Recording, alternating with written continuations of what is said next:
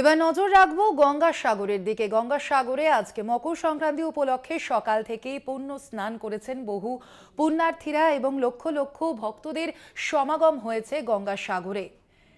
সেখানে সকাল থেকে আমরা দেখতে পেয়েছি যে সেখানে সাধু সন্তদের ভিড়ের পাশাপাশি পুণ্যার্থীরাও সেখানে পৌঁছে গিয়েছেন পুণ্য স্নান করতে এবং সেখান থেকেই সরাসরি রয়েছেন আমাদের প্রতিনিধি রাজু দাস।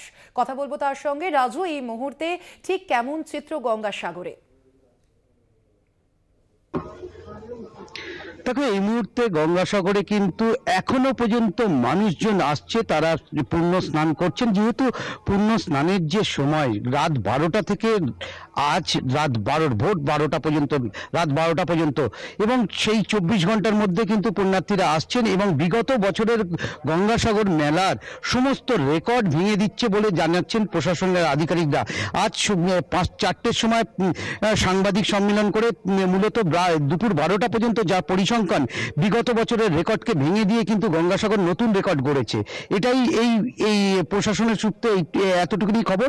এছাড়াও এখনো পর্যন্ত বেশ কিছু পুণ্যার্থী যারা অসুস্থ হয়ে গেছে তাদেরকে এয়ারলিফটিং করে কলকাতায় স্থানান্তরিত করা হয়েছে। এখনো পর্যন্ত যা পুণ্যার্থীর সংখ্যা আছে অন্যান্য বিগত বছরের সমস্ত রেকর্ডকে ভেঙে দিয়েছে।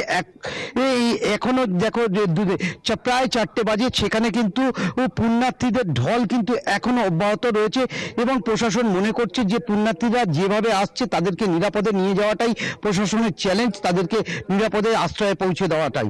এবং এখনো পর্যন্ত প্রশাসনের পক্ষ থেকে যা ব্যবস্থা করা হয়েছে তাতে কিন্তু পুণ্যার্থীরা এসে যথেষ্ট খুশি।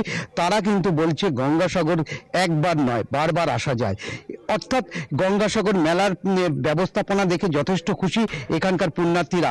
সকাল থেকে কিন্তু আমরা ঠিক ভোর থেকেই দেখছি পুণ্যার্থীদের পুণ্য স্নানের জন্য তারা রেখেছে।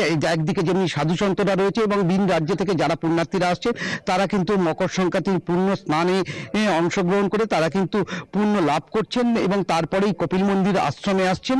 এবং সেক্ষেত্রে রাজনৈতিক নেতৃত্বরাও যেমন কিন্তু পুণ্য স্নান করার পরে কপিল মুনি আশ্রমে পূজা দিচ্ছেন এবং তারপরেই কিন্তু তারা কিন্তু বেরিয়ে যাওয়ার চেষ্টা করছেন। এবং আজ সন্ধ্যেবেলায় সাংবাদিক সম্মেলন আছে, সেখানে কিন্তু পরিসংখ্যান জানাবে এখনো পর্যন্ত বর্তমানে কি পরিস্থিতি আছে। মোটের উপর গঙ্গাসাগর মেলায় বিগত বছরের সমস্ত রেকর্ডকে ছাপিয়ে গেছে। স্বর্ণালী, একেবারেই রাজু, অর্থাৎ এই বছর তুমি যেমনটা বলছো যে প্রশাসন সূত্রে খবর, কিন্তু এবছর একেবারে রেকর্ড ভিড় হয়েছে গঙ্গাসাগরে এবং সকাল থেকেই সেই ছবি আমরা দেখেছি যে পুণ্য স্নানে মেতে উঠেছেন কিন্তু পুণ্যার্থীরা এবং পাশাপাশি সেখানে সাধু ও সন্ন্যাসীরাও উপস্থিত রয়েছেন। ধন্যবাদ তোমাকে রাজু।